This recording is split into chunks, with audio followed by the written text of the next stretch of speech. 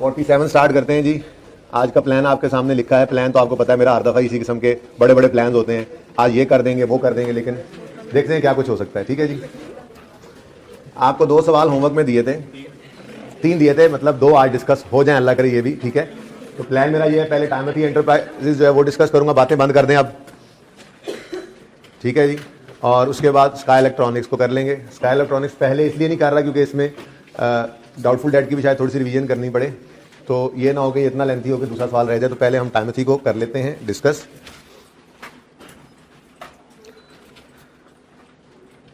ये रिक्वायरमेंट है compute corrected gross profit and net profit for the year. Requirement rectifying entries हैं ही नहीं। ठीक है, लेकिन आपको पता है हम तो ये काम करेंगे। ठीक है, हम तो करेक्टिंग एंट्रीज कर लेंगे। अच्छा, यहाँ पे कोई चमक चमक तो नहीं पड़ रही भाई?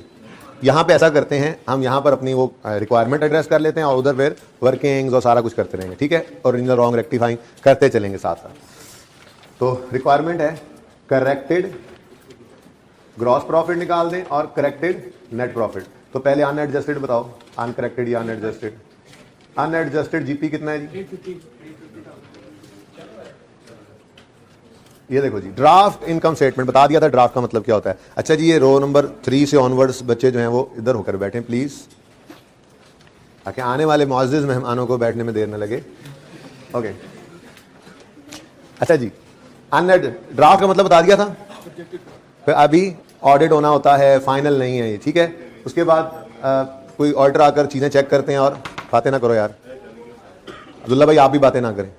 ओके, अब कुछ गलतियां निकलती हैं, ऑडिटर कहते हैं कि इसको सही कर लें, और सही करने के बाद फिर वो ऑडिट रिपोर्ट जब दे देते हैं तो फिर फाइनेंशियल स्टेटमेंट को फाइनल समझा जाता है। ठीक है ना। तो अनएडजस्टेड वो कह रहे हैं जी, draft income statement of Timothy for the year 31 December 17 shows GP of 8,50,000। 1000 में कर लूँ अगर आप लोगों की इजाजत हो तो। हाँ, ये कर लेंगे कि फिर इसमें ना फ्रैक्शंस को नहीं इग्नोर करेंगे। सोल्यूशन जरा देखना बुक के अंदर, वो 1000 में है या पूरी फिगर्स है? तो फिर हमें पॉइंट को एग्जैक्ट लगा लेना चाहिए ताकि जब सोल्यूशन जाके मैच करें ना बुक से, क्योंकि हमारा थोड़ा सा तरीका डिफरेंट होना है। वो आई कैप के तरीके पे सोल्यूशन हुआ है, मतलब काम सारा वही करना है, लेकिन आपको थोड़ी सी बात ये कही थी कि साथ साथ आपने नहीं देखते रहना। देखो ये क्या है, सेल, कल बात हुई थी ना, cost of sale, GP, add other income, less expenses और नेट प्रॉफिट। अब इधर देखो, अगर तो कोई चीज यहां पर हरकत कर जाए सेल में, कॉस्ट ऑफ सेल में, तो वो इंपैक्ट डालती है जीपी पे और अल्टीमेटली उसका इंपैक्ट पड़ता है नेट प्रॉफिट पे भी। और जो चीज जीपी के बाद चेंज हो, कोई एडजस्टमेंट आए, तो उसका जीपी पे कोई असर नहीं पड़ता। अब आईकैप ने क्या किया, सही भी है वैसे तो, लेकिन मुश्किल है, जो चीज जीपी को हिट करती थी एडजस्टमेंट में, उसने जीपी वाली एडजस्टमेंट में भी दिखाया और नेट प्रॉफिट वाली में भी दिखाया। हम ऐसा नहीं करेंगे, वरना ऐसे ही कंफ्यूजन का शिकार होंगे। ठीक है ना। हम सुकून से जो इंपैक्ट जीपी में पड़ेगा उसको नीचे नहीं शो करेंगे, और जो नेट प्रॉफिट में पड़ेगा उसने ऊपर नहीं शो होना वैसे ही। अब जब एंड पे सारी एडजस्टमेंट जीपी की आ जाएंगी तो एक ही बार वो प्लस होना है या माइनस होना है वो उठा के नेट प्रॉफिट पे डाल देंगे। अभी हम देखते हैं, आंसर हमारा सेम ही होगा। ठीक है, सही है। अच्छा चले, तो अनएडजस्टेड ग्रॉस प्रॉफिट 850 आ गया। जरा मुझे दिखाना सोल्यूशन कितनी को एडजस्टमेंट है। यहाँ पे आ जाएगा, थोड़ा और ऊपर कर लें इसको। नहीं, मुझे देखने जरा, 1 2 3 4 कितनी एडजस्टमेंट है? 7 है, 8 9 है। एक मिनट, 1 2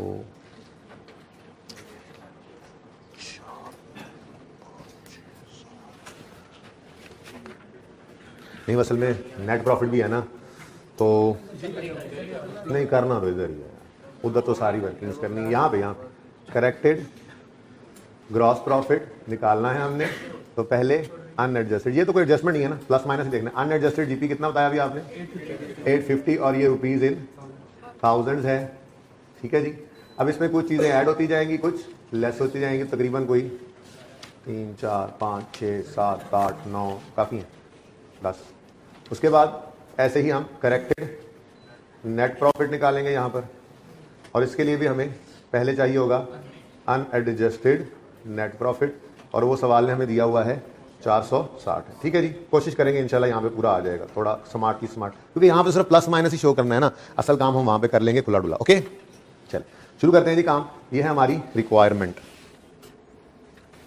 ठीक हो गया जी।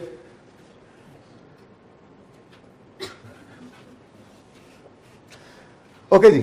अब ये कुछ प्रॉफिट्स उसने बता दिए, ड्राफ्ट इनकम स्टेटमेंट से निकाले हमने, और फिर कह रहे हैं during review of financial statements, जब हम रिव्यू कर रहे थे या ऑडिटर रिव्यू कर रहे थे, जो भी कर रहा था, फॉलोइंग एरर्स वर नोटिस्ड। कुछ एरर हो गए हैं, जिसमें पहला क्या है an invoice of 3700 was debited to purchases. अच्छा मैं यूं करता हूँ, ऐसे वन बाय वन करते जाते हैं, ऐसे क्या वो टेबल बनाना, ठीक है ना। एडजस्टमेंट वन में ऐसे ओरिजिनल लिखेंगे, फिर रॉन्ग लिखेंगे, फिर रेक्टिफाइंग, क्या ख्याल है, ठीक है ना, ऐसे वन बाय वन चलते हैं।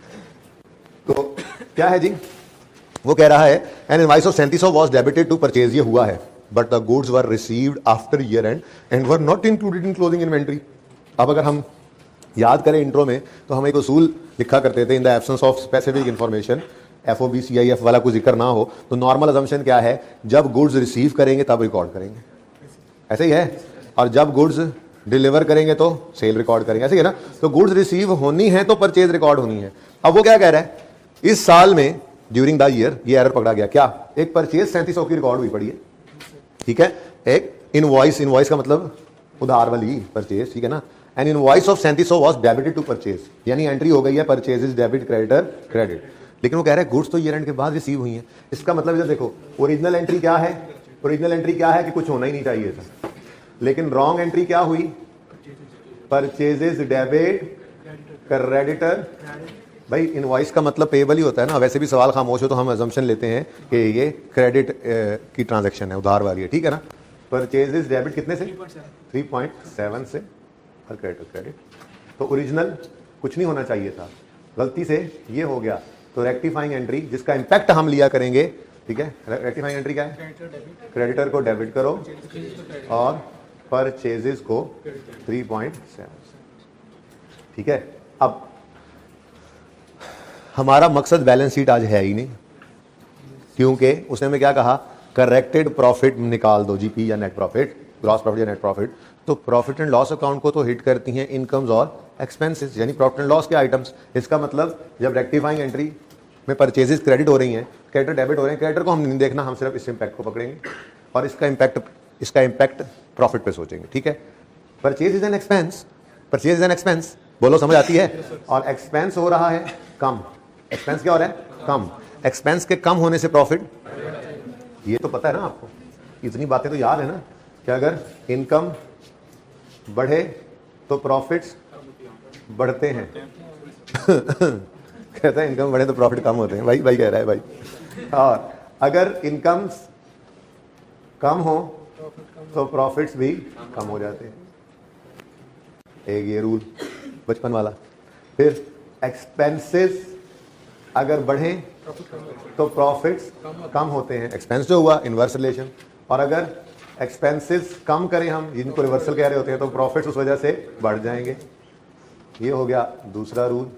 ऐसे ही अभी तीसरा आपको स्टॉक के बारे में रिवाइज करा के लिखवाऊंगा, और ये ज़्यादा इंपॉर्टेंट इसलिए भी पहले करवा, ज़्यादा इंपॉर्टेंट इसलिए भी है क्योंकि आईए सेट के अंदर इस तरह के मामला ज़्यादा यूज़ होने हैं कन्वेंशनल रेक्टिफिकेशन से, लेकिन वो भी यूज़ होनी है पर बड़ी आसान लेवल की, तो इसलिए प्रॉफिट के ऊपर इम्पैक्ट देखना, ये प्रैक्टिस करना बहुत ज़रूरी है आईए सेट को करने के लिए। खैर वो तो ज़्यादा मसला उन बच्चों को हो जिन्होंने इंट्रो पढ़ी नहीं हुई, आप तो ये इम्पैक्ट देखना जानते ही हैं, बस आईए सेट के अंदर आपको उसकी अकाउंटिंग सीखनी पड़ेगी, ठीक है ना। लेकिन हम बहरहाल रिवीजन कर रहे हैं, ठीक है जी। ये रूल्स हैं, ये रूल्स ऐसे ही, रूल्स मतलब ऐसे होता है, पता है ना, यहाँ पे लाइट पड़ रही है, यहाँ पे पड़ रही है, यहाँ में लिखा रूल्स, उसके नीचे इनकम, तो ये मैंने लिखा है एक्सपेंस बढ़ रहा है तो प्रॉफिट कम, लिखो लिखो अपने पास, लिखो जल्दी करो, रूल्स की हेडिंग दो, जल्दी करो। अब मैं इसको नहीं मिटा रहा, जल्दी करो, कहाँ ले जाऊँ इसको उड़ा के, बोर्ड तो यही है ना, इधर करूँ तो इधर रेक्टिफाइंग एंट्रीज कौन करेगा, एडजस्टमेंट्स ढेर सारी हैं जी, मैं चाह रहा हूँ कुछ ना मिटे। लिखो रूल्स में, इनकम बढ़े तो प्रॉफिट बढ़ जाएगा, इनकम कम हो तो प्रॉफिट कम हो जाएगा, लाइन लगा दो जल्दी जल्दी जल्दी। इनकम के बढ़ने से प्रॉफिट बढ़ जाएगा, इनकम के कम होने से प्रॉफिट कम हो जाएगा। थोड़ा ऐसे ऐसे भी करके देख लिया करो थोड़ा सा। आप कौन सा स्क्रीन के सामने हो,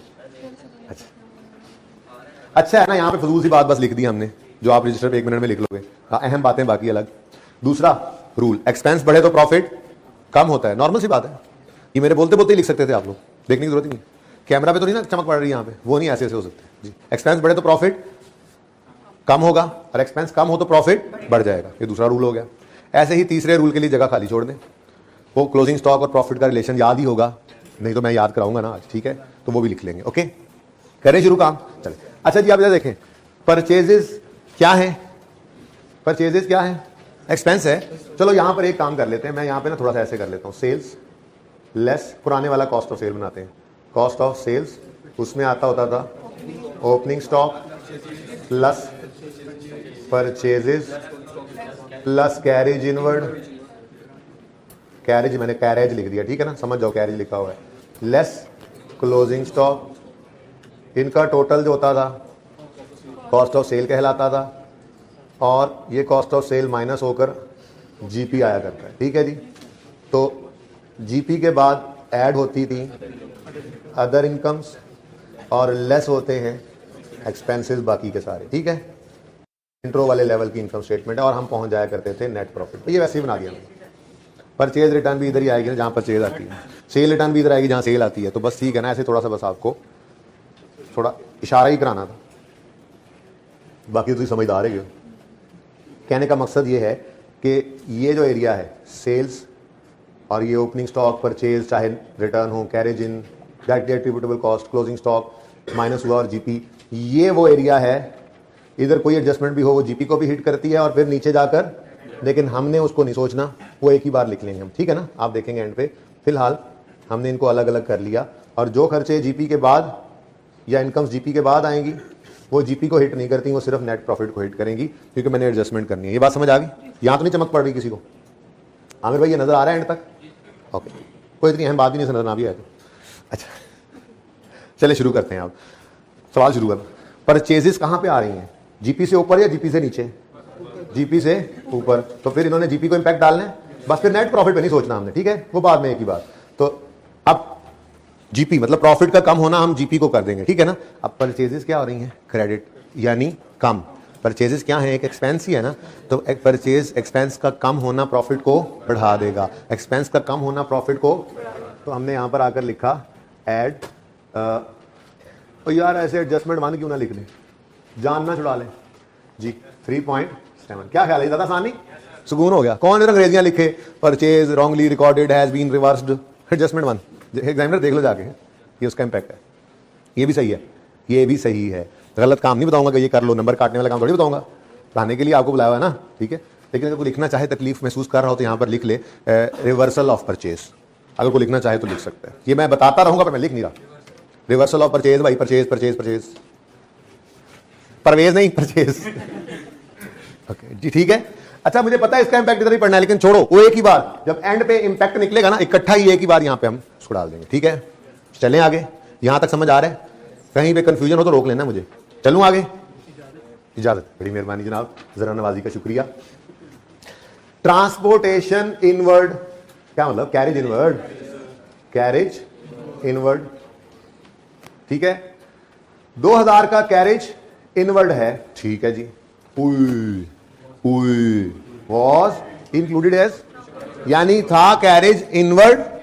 अच्छा अल्टीमेटली है तो एक्सपेंस ही, पर मसला यह है, एग्जामिनर की फनकारी यह है कि उसने सिर्फ नेट प्रॉफिट पे इंपैक्ट नहीं मांगा कि इग्नोर करके भी काम चल जाता। बात समझिए, अगर कहते ना नेट प्रॉफिट पे क्या इंपैक्ट है, तो हम कहते ओ भाई एक जगह एक्सपेंस, एक एक्सपेंस यहां पर ऐड होने की वजह यहां पे ऐड हो गया, बट ठीक है अल्टीमेटली नेट प्रॉफिट कोई फर्क नहीं पड़ता, ठीक है ना। उसने कहा नहीं अलग अलग बताओ, तो हमें अलग अलग बताना पड़ेगा, ठीक है। देखो कैरेज इनवर्ड था तो मतलब यहां पे आना चाहिए था। कुछ काम ना डायरेक्ट भी करेंगे, आप क्या एंट्री करनी, ठीक है, फजूल में ऐसे, ठीक है। यहां पर हम क्या कहेंगे, कैरेज ऐसे भी लिख सकते हैं क्योंकि रिक्वायरमेंट नहीं है ना, कैरेज इनवर्ड को बढ़ाना है, क्या करना है? बढ़ाना है। कैरेज इनवर्ड क्या है? एक्सपेंस है कि नहीं? एक्सपेंस ही है, कॉस्ट ऑफ सेल का हिस्सा बना रहे होते हैं। ये देखो यहां पर कैरेज इनवर्ड ऐड हो रहा है, तो कॉस्ट ऑफ सेल में फिर ऐड ही हो रहा है ना, तो cost of sale means expense भाई, सिंपल। मैं स्लो कर रहा हूं भाई, सवाल कोई मसला नहीं है, सुकून से सोचो। Carriage inward is an expense, carriage outward is also is an expense, बस फर्क ये है कैरेज इनवर्ड को हम कॉस्ट ऑफ सेल में शो करते हैं, कॉस्ट ऑफ सेल भी तो एक्सपेंस ही है, और कैरेज आउटवर्ड को एक्सपेंसेस में शो करते हैं, प्रेजेंटेशन ही है ना बस, ठीक है। अब कैरेज इनवर्ड यानी एक्सपेंस को बढ़ाने से ग्रॉस प्रॉफिट को कम करना पड़ेगा, यानी ये करना था ना ओरिजिनली, ये यहां पर आना था, नहीं आया तो ले आओ। एंट्रीज करना चाहो तो कर लो भाई। एंट्री क्या है? Carriage inward debit cash credit करना था, हमने कर दिया carriage outward expense debit cash credit. तो सही करने के लिए कैरेज इनवर्ड को डेबिट करेंगे, कैरेज आउटवर्ड को क्रेडिट करेंगे। फजूल काम क्यों करें भाई, जो टेक्निकल होगी एडजस्टमेंट वो कर लेंगे, यहां पर डायरेक्ट सोच सकते हैं। क्या ख्याल है, चल सकते हैं या करूं एंट्रीज? जरूरत है कोई नहीं है ना, खाम खा फजूल में टाइम जाया करने की, ठीक है। सादा बात यह है कैरेज इनवर्ड को हमने बढ़ाना है, और तो जहां पर मेरे से इस सवाल के अंदर ना, जहां पर मुझसे इस सवाल के अंदर मुमकिन हुआ, मैं ऐसे ही डायरेक्ट सोच लूंगा वक्त बचाने के लिए, और जो टेक्निकल एडजस्टमेंट होगी जिसमें आपको एंट्री भी सिखानी चाहिए तो ओरिजिनल भी करूंगा, रॉन्ग भी करूंगा, रेक्टिफाइंग भी कर दूंगा, ठीक है। अगर कहो तो इसकी भी कर देता हूं, रेक्टिफाइंग एंट्री ही मैं लिख रहा हूं। देखो कैरेज इनवर्ड अभी बोला आपको, फिर सुन लो एक बार ताकि आगे के लिए पक्का हो जाए कि जहां जरूरत नहीं है मैं नहीं करूंगा। कैरेज इनवर्ड एक्सपेंस डेबिट होना था, कैश क्रेडिट होना था, हो गया। Carriage outward expense debit, cash credit सही करने के लिए क्या करेंगे? Carriage inward expense debit, carriage outward credit, carriage inward debit, carriage outward credit. तो मैंने ये रेक्टिफाइंग एंट्री ही लिखी है भाई टाइम बचाने के लिए। आप पर्चे में ये भी ना लिखो, जुबानी करो, ये रिक्वायर्ड थोड़ा ही था, ठीक है।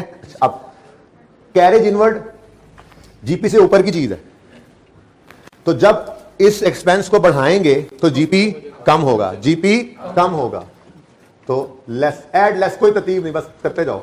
एडजस्टमेंट नंबर 2, आप कोई मुश्किल होगा तो ऐसे मैं लिख भी दूंगा आपके लिए। ये क्या है जी? Carriage inward recorded, carriage inward recorded कितना? अब जब 2 से इसको रिकॉर्ड किया तो इसने जीपी को कम कर दिया, ठीक है। यहां तक कहानी खत्म। मुझे पता है इसका इंपैक्ट नीचे जाना है, लेकिन हम वो साथ साथ नहीं देख रहे, ठीक है। अब आओ वापस। अब जहां पे वो आउटवर्ड गलत रिकॉर्ड किया था उसको रिवर्स भी तो करेंगे ना।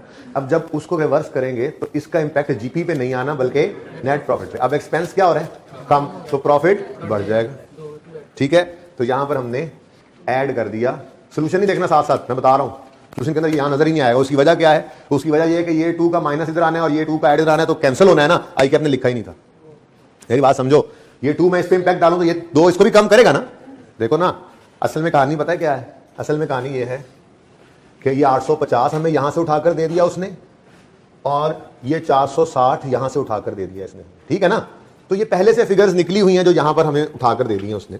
तो अगर कोई चीज यहां पर हिट कराएं तो उसने इसको इंपैक्ट डालना है, तो ये ऑटोमेटिकली थोड़ा ही चेंज होना है। एक्सेल की शीट थोड़ा ही है, उस पर भी इंपैक्ट हमें लेना ही पड़ना था ना। अब उसूली तौर पर एक बार ये भी सुनी लो, ये 2 की कमी अल्टीमेटली इसको भी कम करती, बोलो, और फिर ये दूसरा रिवर्सल इसको बढ़ा देता, तो दोनों कैंसिल होकर 0 होते हैं ना। आई के अपने इसको प्रेजेंट ही नहीं किया तो बच्चा कंफ्यूज हो जाता है कि ये कहां गया, ये कहां गया। इसलिए मेरी तरतीब थोड़ी सी डिफरेंट हो गई।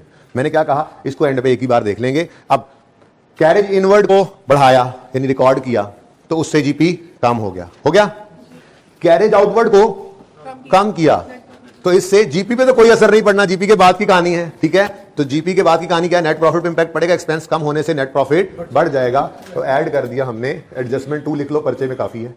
लेकिन चलो आपके समझाने के लिए carriage inward reversed, carriage inward reverse, या यू लिख लो कैरेज आउटवर्ड रिवर्स, बल्कि बेहतर यही है। हाँ सही है, कैरेज इनवर्ड को ही आउटवर्ड लिखा हुआ था ना। क्या कर दिया हमने, ये आपके समझाने के लिए अभी पर्चे में लिखने की जरूरत नहीं थी, पर्चे में ये लिख दिया काफी है। ओके, कितना समझ में आ रहा है? तो ये मैं कह रहा था कि अगर इस 2 का इंपैक्ट साथ इधर लेना तो ये कैंसिल हो जाता है, फिर हम साथ साथ लेने की मुसीबत में नहीं पड़ेंगे, मुश्किल होता है संभालना उसको। सुकून से चलते रहो, जो जीपी से ऊपर की चीज है उसको जीपी पे हिट कराओ, जो जीपी से नीचे की चीज उसको नेट प्रॉफिट पे हिट कराओ। बस अल्लाह खैर सलाह, एंड पे देखते हैं क्या करना है। यहां तक मेरे साथियों सारे किया हुआ है ना ये सवाल पहले? मुझे लग रहा है आप लोगों को समझ नहीं आ रही। किस किस को समझ नहीं आ रही? माजी याद आ रहा है, तो इसमें दुखी होने की क्या बात है यार, अच्छा है ना।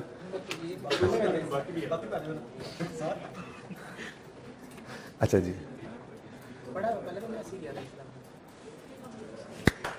नहीं हो रहा बंद यार इस क्लास में भी। 1 मिनट जरा पॉज करें। अच्छा जी भाई, ऐसी तरह थोड़ी देर बंद कर दें, फिर ऑन कर दीजिएगा थोड़ी देर में। अच्छा, नंबर 3 क्लोजिंग स्टॉक आ गया।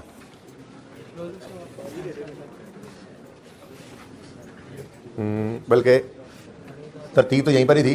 अच्छा इधर देखो भाई, अज्यूम करते हैं डाटा सेल्स हैं 100 रुपए की, लेस कॉस्ट ऑफ सेल में ओपनिंग स्टॉक है 5 रुपए,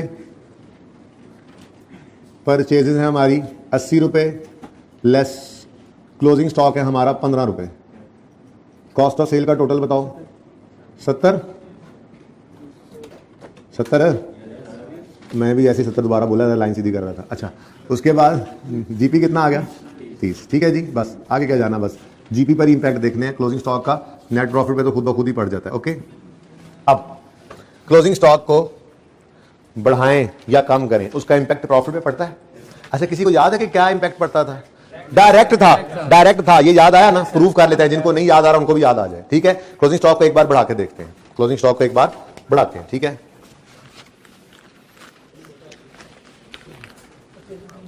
सब कुछ सेम रखें, ठीक है, सब कुछ सेम रखें। 100, 5, 80 और क्लोजिंग स्टॉक को बढ़ा दें, 20 कर दें। चलिए ठीक है, 20 कर दें। तो ये कॉस्ट ऑफ सेल को कम कर गया और 65 और प्रॉफिट बढ़ गया। जितने से क्लोजिंग स्टॉक को बढ़ाया उतने से प्रॉफिट भी बढ़ गया। बात समझे हो? इसका मतलब क्लोजिंग स्टॉक और प्रॉफिट का रिलेशन क्या है? डायरेक्ट। ठीक है, तो ये हमने रूल लिखा। नंबर 3, क्लोजिंग स्टॉक अगर बढ़ाएं तो प्रॉफिट। भाई यहां चमक पड़ रही है, यहां पे अब कोई नहीं पड़ रही था, बताना। यहां पे नहीं है? अच्छा, फिर चलो, फिर भी सुन लो जिनको पड़ रही हो चमक। क्लोजिंग स्टॉक अगर बढ़ जाए तो प्रॉफिट बढ़ जाता है, डायरेक्ट रिलेशन है। ठीक है ना, प्रूव किया हमने। अच्छा, बाकी चीजें सेम रखो। क्लोजिंग स्टॉक को कम करके भी देख लेते हैं। 100, 5, 80 और 5 हो गए। 5 क्या, उधर भी 5, इधर 8। ठीक है जी, अब बताओ भाई क्या बनता है? 77 माइनस करो 20। लो भाई इधर देखो, इधर देखो, देखो, देखो। क्लोजिंग स्टॉक को 5 से बढ़ाया तो प्रॉफिट भी 5 से बढ़ गया। दूसरी सिचुएशन, क्लोजिंग स्टॉक को 7 रुपए से कम किया तो प्रॉफिट भी 7 रुपए से। तो हेंस प्रूव क्लोजिंग स्टॉक का रिलेशन प्रॉफिट से डायरेक्ट है। ठीक है, ये इतना बता भी देता तो काफी था, लेकिन चलो प्रूव भी कर लिया हमने। तो ये रूल हम याद रख लेंगे। क्लोजिंग स्टॉक बढ़े तो प्रॉफिट बढ़ जाता है, और क्लोजिंग स्टॉक कम हो तो प्रॉफिट कम हो जाता है। ठीक है, और कभी भी ओपनिंग स्टॉक के ऊपर इंपैक्ट सोचेंगे नहीं, बस उलट। ठीक है ना, इधर देखो, क्लोजिंग स्टॉक ऑफ 1 ईयर, याद आ रही है बातें? बिकम्स, हाँ नहीं याद आ रही है इसको, become opening stock of next period. ठीक है ना, closing stock of 1 period becomes opening stock of next period. तो फिर अगर क्लोजिंग स्टॉक बढ़ा था तो वो क्लोजिंग स्टॉक अगले पीरियड का ओपनिंग बनेगा ना, तो वो भी बढ़ा हुआ होगा। लेकिन उसके इंपैक्ट को सोचना नहीं है, याद यही रखना है, क्लोजिंग स्टॉक बढ़े तो प्रॉफिट बढ़ता है, तो ओपनिंग स्टॉक बढ़े तो प्रॉफिट कम। बस याद नहीं रखना उसको, बस इतना याद रखना है कि ऑपोजिट है। ओपनिंग स्टॉक ऑपोजिट है ना। इधर देखो, opening stock cost of sale में ऐड हो रहा है और क्लोजिंग स्टॉक इसमें से लेस हो रहा है। ठीक है ना, इसलिए इनका इंपैक्ट डिफरेंट है, ऑपोजिट है। अब इतना सोच के परेशान क्या होना, सादा बात याद रखने वाली, क्लोजिंग स्टॉक और प्रॉफिट का रिलेशन क्या है? डायरेक्ट। तो ओपनिंग स्टॉक का इनवर्स होगा। ठीक है ना, अब क्लोजिंग स्टॉक बढ़े तो प्रॉफिट बढ़ता है, क्लोजिंग स्टॉक बढ़े तो प्रॉफिट, और ये क्लोजिंग स्टॉक अगले साल का ओपनिंग बनेगा तो फिर ओपनिंग बढ़ा पड़ा होगा, तो ओपनिंग के बढ़ने से प्रॉफिट ने, लेकिन यहां पे उसकी जरूरत नहीं थी, आइए सेट की तैयारी करा रहा हूं। ठीक है, क्लोजिंग स्टॉक कम हो तो प्रॉफिट कम होता है, डायरेक्ट रिलेशन। यही क्लोजिंग स्टॉक अगले पीरियड का ओपनिंग बनेगा तो फिर ओपनिंग भी कम हो गया, तो उसकी वजह से प्रॉफिट। हाँ, वो उलट बात बस सोच लेनी है, बगैर सोचे बस ऑपोजिट। और सोचना है तो प्रूव कर लो, ऐसे ही घर पे एग्जाम्पल बनाना, मैं नहीं बना रहा। घर पे एग्जाम्पल बना लेना, क्लोजिंग को 15 ही रख लेना, ओपनिंग को बदल के देख लेना। ओपनिंग बढ़ाओगे प्रॉफिट कम होगा, ओपनिंग कम करोगे प्रॉफिट बढ़ेगा। लेकिन इसको लिखो मत, इसको मत लिखो, लिखने वाली बात मैंने लिख दी है, एनफ है। ये क्लोजिंग स्टॉक और प्रॉफिट का रिलेशन डायरेक्ट है, यानी क्लोजिंग स्टॉक बढ़े तो प्रॉफिट बढ़ता है, क्लोजिंग स्टॉक कम हो तो प्रॉफिट। और कितनी को बातें याद रखें, बस ये याद रख लें, ओपनिंग स्टॉक का इंपैक्ट उलट होना है इसके, बस। ठीक है, मानोगे ना मेरी बात? सिर्फ यही याद रखोगे ना, ये रूल 3 पूरा हो गया हमारे यहाँ। ओके, तो ये 3 रूल्स। ओके, सही है। अच्छा जी, चलें वापस आए, कहां चले, कहां निकल गए थे हम? T uses periodic inventory method. वाह वाह, बोलो वाह वाह, सुभान अल्लाह, माशाल्लाह। पीरियोडिक परपेचुअल याद है? हाँ यस सर, जिनको नहीं याद वो इंट्रो वाली क्लास में बैठ जाएं जाके, वहां पे शायद एक आध दिन बात हो जाए उस पर। 1-1.5 दिन से ज्यादा बात नहीं होनी, 2 दिन से, वो वाली मौजें नहीं होनी इन्वेंट्री में, लेकिन जितनी जरूरत होगी जाहिर है वो पढ़ाना जरूरी है। पीरियोडिक परपेचुअल का बताना पड़ेगा, एवको फाइफो का थोड़ा बताना पड़ेगा, एनआरवी का बताना पड़ेगा। ये 2 दिन में बता सके बंदा, 3 दिन में, लेकिन वो तो आप बहुत डिटेल से पढ़ के आए हुए हैं ना। ठीक है, बहरहाल पीरियोडिक सिस्टम जिसको याद नहीं है उसको मैं याद कराता हूं। पीरियोडिक सिस्टम के अंदर हम इन्वेंट्री का लेजर नहीं बनाते थे। ठीक है, हम इन्वेंट्री का लेजर, परचेजेस का लेजर बनता था। सारा साल सिर्फ गुड्स का आना रिकॉर्ड करते थे, जाते वक्त कोई एंट्री नहीं करते थे गुड्स की। ईयर एंड पे फिजिकल काउंट करते थे, जो क्लोजिंग स्टॉक निकलता था उसकी एंट्री पास करते थे, stock debit, cost of sale, credit. भाई इधर देखो, ये जो है ना, ये क्लोजिंग स्टॉक, अगर मैं ये ब्लैक वाली बैलेंस शीट बनाऊं, ये इनकम स्टेटमेंट, ये बैलेंस शीट, तो बैलेंस शीट में करंट एसेट्स में जो स्टॉक आता था वो कौन सा आता था? क्लोजिंग। कौन सा वाला? तो ये वाहिद चीज होती थी, आपको याद होगा इंट्रो में, जो 2 जगह नजर आती थी, और ये ट्रायल के बाद पड़ी होती थी, मतलब डबल एंट्री हो रही है, और ये डबल एंट्री ही तो हो रही होती थी, stock debit, cost of sale, credit. Stock debit, cost of sale. तो पीरियोडिक सिस्टम में क्लोजिंग स्टॉक की एंट्री हम करते थे, ओपनिंग की भी करते थे, परपेचुअल में नहीं जरूरत पड़ती थी क्योंकि लेजर बन रहा होता था, ठीक है। तो पीरियोडिक सिस्टम में एंट्री हुआ करती थी क्लोजिंग स्टॉक की, एंट्री ऑफ क्लोजिंग स्टॉक हुआ करती थी भाई। इससे ज़्यादा मैं नहीं पढ़ा सकता इस क्लास में, आपने इंट्रो पढ़ी हुई है, नहीं पढ़ी हुई तो आप गलत क्लास में बैठे हैं, दूसरी क्लास मौजूद है, आप उधर तशरीफ ले जाएं जी। एंट्री ऑफ क्लोजिंग स्टॉक होती थी, वो एंट्री क्या होती थी, एंट्री तो हुई पड़ी है, ये काम करते थे ना हम, क्लोजिंग स्टॉक को यहाँ से निकाल के सर यहाँ तक आते थे तो हम काफ़ी आधे को बच्चे भाग गए थे, फाइनल अकाउंट तो हमने किए ही नहीं थे। एनीवेज इन्वेंट्री का टॉपिक तो तकरीबन सबने किया, तब एग्जामिनेशन का रोला नहीं पड़ा था, ठीक है। तो भाई entry of closing stock periodic system में होती है, परपेचुअल में नहीं होती, ये तो याद रह सकता है ना। पीरियोडिक में एंट्री होती है, परपेचुअल में नहीं होती। और पीरियोडिक में क्या एंट्री होती है, जो इनकम स्टेटमेंट आपके जहन में है ना, खाका और बैलेंस शीट, वो एंट्री ही हुई पड़ी है। देखो बैलेंस शीट में करंट एसेट में स्टॉक आ गया, कैसे आया, डेबिट होगा तो भाई यहाँ पे आया ना, और निकला कहाँ से, कॉस्ट ऑफ सेल, ये एक्सपेंस है, इसको माइनस कर रहे हैं तो मतलब क्रेडिट। तो क्लोजिंग स्टॉक की एंट्री हुआ करती थी स्टॉक डेबिट, मैं लिख देता हूँ क्लोजिंग स्टॉक, कहाँ पर, बैलेंस शीट में, क्लोजिंग स्टॉक डेबिट, और हाँ सबकी जो है ना डेथ हो गई है, क्लोजिंग स्टॉक डेबिट और कॉस्ट ऑफ सेल्स क्रेडिट, ठीक है। ये एंट्री होती है क्लोजिंग स्टॉक की, देख लें, रिवीजन हुई थोड़ी सी। In perpetual system, no entry for opening or closing stock is made. Revision चल रही है, क्यों जी, बिकॉज हाँ जी, inventory account is prepared and these are brought down and carry down of account of this account, ठीक है। अगली बात नहीं लिख रहा, बस कितनी को तफसील लिखूं, यानी कि पिछले साल का क्लोजिंग इस साल का ओपनिंग बना होता है, और इस साल का क्लोजिंग हम लेजर में बैलेंसिंग निकालते हैं। और आपको पता है क्लोजिंग फिगर्स की कोई एंट्री हम नहीं किया करते, ड्यूरिंग द ईयर की ट्रांजैक्शंस की करते हैं। तो परपेचुअल सिस्टम में क्लोजिंग स्टॉक की कोई एंट्री नहीं करते, ज़ाहिर है फिर ओपनिंग की भी नहीं करते। लेकिन पीरियोडिक सिस्टम के अंदर हम क्लोजिंग की एंट्री भी करते थे, ओपनिंग की भी। क्लोजिंग की एंट्री सामने नजर आ रही है, सामने नजर आ रही, बोलो, stock debit, cost of sales credit. और ओपनिंग की एंट्री याद नहीं रखनी, वो इसके उलट ही है, दैट्स इट, ठीक है। ओपनिंग की एंट्री बस याद, मैं लिख भी नहीं रहा, ओपनिंग स्टॉक की एंट्री क्या होगी, बस इसके उलट, यानी कॉस्ट ऑफ सेल डेबिट। अच्छा देख लो, कॉस्ट ऑफ सेल बढ़ रही है इससे, बाहर छोड़ो, बस क्या याद रखें। तो दो बातें हमने आज रिवाइज की। पहली बात, क्लोजिंग स्टॉक और प्रॉफिट का रिलेशन डायरेक्ट है, ठीक है, बस ओपनिंग को मत सोचो, वो उसके उलट है। दूसरा, परपेचुअल में क्लोजिंग स्टॉक की एंट्री नहीं हुआ करती थी, यादें ताज़ा हो रही हैं आहिस्ता आहिस्ता। पीरियोडिक में जो एंट्री होती थी वो मैंने आपको बता दी, ठीक है। बैलेंस शीट में क्लोजिंग स्टॉक आ गया, cost of sale income statement के अंदर माइनस हो गई, ये क्लोजिंग स्टॉक की एंट्री है। ओपनिंग की एंट्री नहीं सोचनी, वो इसके उलट है। कुछ नोट करना है तो करें, फिर सवाल की तरफ आते हैं। किधर, because inventory account is prepared and these are brought down and carry down. यार अब अगली बात समझ जाओ ना, मैंने ये सोचा कि अब अगली बात आप समझ जाओगे, अगर नहीं समझ रहे तो लिखो, inventory account is prepared and closing balance is calculated as a balancing figure. लिखो लिखो, फिर लिखना है तो लिखो, फिर मौजे करो। Because inventory account is prepared and closing balance is calculated as a balancing figure. चलो ये तो अच्छा होगा, फिर समरी सी बन गई। इधर देखो, इन परपेचुअल सिस्टम सिर्फ क्लोजिंग लिख लेते हैं, no entry for closing stock is made because inventory count is prepared and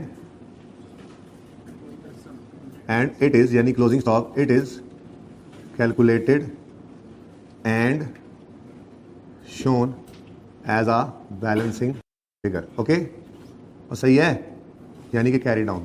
और ओपनिंग वो अगले पीरियड का, यही अगले पीरियड का ओपनिंग बन जाएगा, या पिछले पीरियड का क्लोजिंग इस साल का ओपनिंग बन जाएगा, ठीक है। तो परपेचुअल सिस्टम में कोई एंट्री नहीं होती क्लोजिंग स्टॉक की, क्योंकि इन्वेंट्री अकाउंट प्रिपेयर होता है, और इट इज मतलब क्लोजिंग स्टॉक इज कैलकुलेटेड। आप क्लोजिंग स्टॉक लिख लें, इट ना लिखें, इट मारने वाली नहीं, कंध वाली नहीं जी। In perpetual system no entry of, याद, ये बात याद आई है कुछ कुछ, इन जिनको नहीं आई भाई वो क्लास बदल ले, मैं कह रहा हूँ। इन परपेचुअल सिस्टम, वैसे खैर इतना की इस्तेमाल है जितना बता दिया। In perpetual system no entry for closing stock is made because inventory account is prepared and is calculated and shown as a balancing figure. जो क्लोजिंग स्टॉक है वो बैलेंसिंग फिगर आ रही होती है, CD। लेकिन पीरियोडिक सिस्टम में हम inventory का लेजर नहीं बनाया करते थे, परचेजेस का लेजर बनता रहता है, और साल के एंड पे क्लोजिंग स्टॉक गिनती करते हैं, FIFO या एफको लगाते हैं और जो स्टॉक आता है क्लोजिंग उसकी एंट्री पास करते हैं, क्लोजिंग स्टॉक बैलेंस शीट में लिखते हैं डेबिट और कॉस्ट ऑफ सेल में से उसको करते हैं क्रेडिट, ताकि हम ये कहें कि ये तो अभी बिका ही नहीं है, इसको एक्सपेंस ना बनने दो, इसको एसेट बना लेते थे। याद आ रही है बेसिक्स, इंट्रो याद है माजी। परपेचुअल सिस्टम में नई एंट्री होती क्लोजिंग स्टॉक की, पीरियोडिक सिस्टम में होती है, ठीक है। इसीलिए ये रेक्टिफिकेशन वहां पे कंफर्टेबल था। क्यों? क्योंकि इन्वेंट्री का टॉपिक करके आते थे, ये बातें ऐसे टिप्स पे होती थी, साथ ही रेक्टिफिकेशन भी हो जाती थी। अब रेक्टिफिकेशन तो थोड़ी थोड़ी याद है, इन्वेंट्री भूल गई है, क्या कर सकते हैं। अपना रजिस्टर ओपन कीजिएगा घर जाके इंट्रो वाला, और जस्ट एक नज़र पहले 2 लेक्चर्स को देख लीजिएगा, जिसमें उस्ताद ने आपको पीरियोडिक सिस्टम और परपेचुअल सिस्टम की एक्सप्लेनेशन दी होगी और कोई एक आधा सवाल करवाया होगा। जस्ट वो देख लीजिएगा, everything will be okay fine. ये उसूल समझ में आया कुछ? ये इंपॉर्टेंट नहीं है, इंपॉर्टेंट तो ये है जो ज़्यादा इस्तेमाल हुआ करेगा in periodic system. In periodic system closing stock की एंट्री क्या होती है? Closing stock debit, cost of sale. ये कितने बच्चों को समझ नहीं आई बात? ये एंट्री होती है। ओपनिंग स्टॉक की एंट्री सोचनी नहीं है, बस ये याद रख लो ओपनिंग स्टॉक की एंट्री इसके उलट है, बिना सोचे, क्योंकि ज़्यादा सोचने से भी परेशानी होती है। तो अब 2 बातें सामने आ गई, एक पीरियोडिक सिस्टम की क्लोजिंग स्टॉक की एंट्री और दूसरा क्लोजिंग स्टॉक का प्रॉफिट से रिलेशन। एक क्लोजिंग स्टॉक की पीरियोडिक सिस्टम में क्लोजिंग स्टॉक की जर्नल एंट्री और दूसरा क्लोजिंग स्टॉक और प्रॉफिट का रिलेशन। एंट्री क्या है? Closing stock debit, cost of sale, और क्लोजिंग स्टॉक का प्रॉफिट से रिलेशन क्या है? डायरेक्ट। क्लोजिंग स्टॉक अगर बढ़ना है तो प्रॉफिट बढ़ेगा, अगर कम होना है तो प्रॉफिट भी कम होगा, ठीक है। ये डिस्कशन नोट करनी है कर लें, कोई क्वेश्चन है तो पूछ लें। उधर ही रखते हैं, मैं हो गया नोट। अच्छा, एडजस्टमेंट अगर आपकी ज़्यादा हो तो पढ़ लें अब। अच्छा जी, 1 मिनट, जिन्होंने नहीं अभी पढ़नी वो ना पढ़ें, बाकी बच्चे एडजस्टमेंट 3 को पढ़ें और पढ़ के ना साथ में ना नीचे वाली लाइन भी पढ़ें, टीई यूजेस पीरियोडिक सिस्टम, यानी कि क्लोजिंग स्टॉक की वो एंट्री करते होंगे, ठीक है ना। तो एडजस्टमेंट 3 पढ़ें, ओरिजिनल एंट्री लिखें, रॉन्ग एंट्री लिखें और रेक्टिफाइंग एंट्री लिखें। जल्दी करें, खुद से करें ये काम।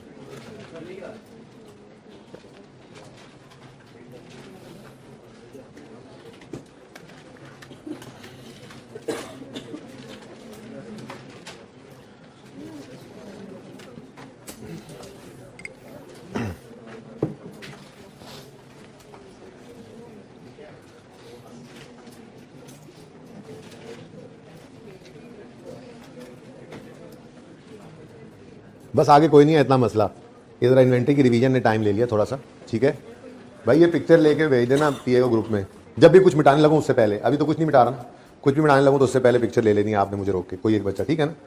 Okay, the sub total of closing stock sheet, physical count के अंदर स्टॉक शीट्स बनती हैं, जाकर फिजिकली काउंट करके चीज़ों को लिख लिया जाता है और उनका टोटल करके उनको FIFO एफको से मल्टीप्लाई करके, कोई भी रेट से मल्टीप्लाई करके क्लोजिंग स्टॉक की वैल्यू निकाल दी जाती है, ठीक है ना।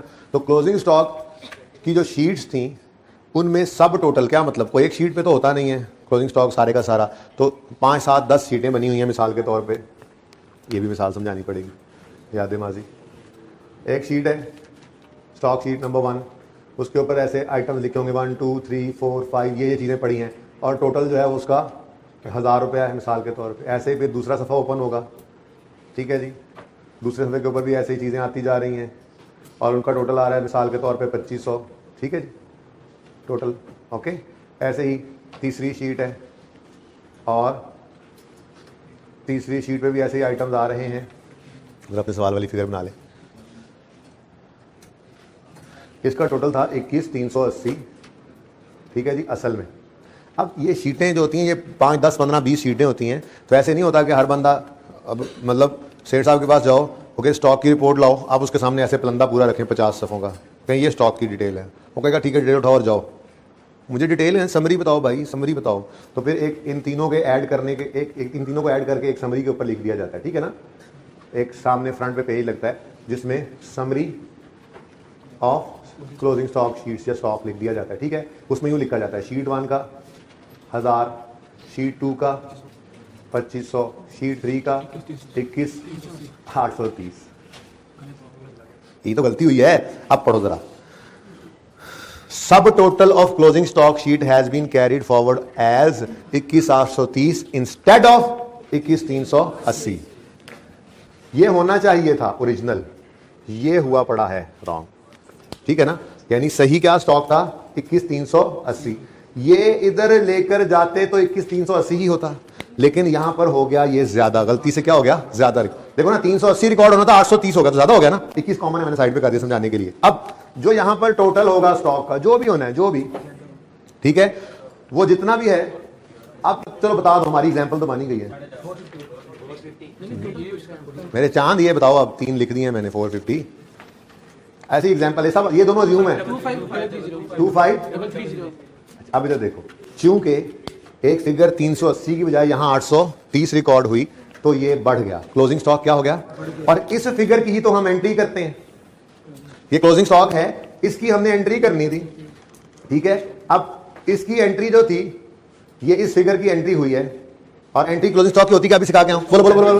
Closing stock debit cost of sale credit, कितने से, 25,330। ऐसे ही मैं समझाने के लिए कर रहा हूं, ऐसे करना नहीं है, अच्छा ऐसे ज्यूम करते रहो। लेकिन मसला क्या है, मसला ये है कि ये तो गड़बड़ हो गई है, यहां पर इन दोनों का डिफरेंस लो, 830, 450 से ये फिगर बढ़ गई, 450 से ये फिगर, तो ये भी 450 से बढ़ गया। यानी अगर ओरिजिनल की बात करें, बात बहुत फैला दी मैंने खामखा, ठीक है ना। ओरिजिनल की बात करें तो ओरिजिनल यहां पर कितना आना चाहिए था, 21380, तो ये टोटल भी कितना आना चाहिए था, 24, तो एंट्री होती 24880 से, ठीक है ना। चलो अब बात फैल ही गई है तो बाद में समेट लेते हैं। क्लोजिंग स्टॉक डेबिट और कॉस्ट ऑफ सेल्स क्रेडिट, असल में तो यहां पर होती फिगर 21380, तो ये टोटल आता 24880, तो ये एंट्री होती 24880 से, ठीक है ना। ये बात समझ आई है। ये सब अज्यूम्ड डाटा है सिवाय एक फिगर के, ये मैंने अज्यूम किया ऐसे ही, ठीक है। तो एंट्री होनी चाहिए थी 24 से, हो गई 25 से, कितने से ज्यादा हो गई है, 450 से, तो 450 को क्या कर देंगे, रिवर्स। ये तो है सारी कहानी, ठीक है ना। अब ये सारी कहानी आपको पता नहीं, ये सारी कहानी आपको पता, आपको ये सब अज्यूम्ड फिगर का पता नहीं है, इसलिए आपको इन सब बातों का पता भी नहीं है, ठीक है ना। ये सब वैसे ही मैंने अज्यूम किया था, ये सब अज्यूम किया हुआ था, ठीक है, और सही है ना। अब हमारे पास तो सिर्फ इतना डाटा है, जितना भी था क्लोजिंग, उसमें एक ऐसा है जो 450 से ज्यादा रिकॉर्ड हो गया, बात समझ रहे हो ना। तो जब वो 450 से ज्यादा रिकॉर्ड हुआ, तो इस टोटल की फिगर जो यहां पर आनी थी क्लोजिंग स्टॉक की, ये 450 से ज्यादा रिकॉर्ड होगी, ठीक है ना, बात समझ रहे हो। यानी होना चाहिए था, अब अपनी एडजस्टमेंट पे ले आते हैं, ये देखो, होना चाहिए था 21,380, मैं सिर्फ एक पे लिया, बाकी चीजों को मुझे पता नहीं था, लेकिन बात समझाने के लिए मुझे बहुत फैलाना पड़ी, बात समझ आ गई अब, ठीक है। एक चीज थी, एक स्टॉक शीट थी, उसका टोटल आना चाहिए था 21,380। अब बाकी स्टॉक भी है भाई, लेकिन मैं सिर्फ उस एडजस्टमेंट पे आ गया जो जिसका फर्क है, क्योंकि बाकी तो सब सही है, फर्क तो सिर्फ इसी का है, ठीक है ना। तो होना चाहिए था, ये हो गया, समझ गए बात। अब रेक्टिफाइंग एंट्री क्या बनेगी, रेक्टिफाइंग एंट्री क्या बनेगी, हाँ देखो, क्लोजिंग स्टॉक 21 से 380 से डेबिट होना था, हो गया 830 से, तो सही करने के लिए क्लोजिंग स्टॉक को क्रेडिट कर दोगे, कितने से, 450 से, और कॉस्ट ऑफ सेल कितने से,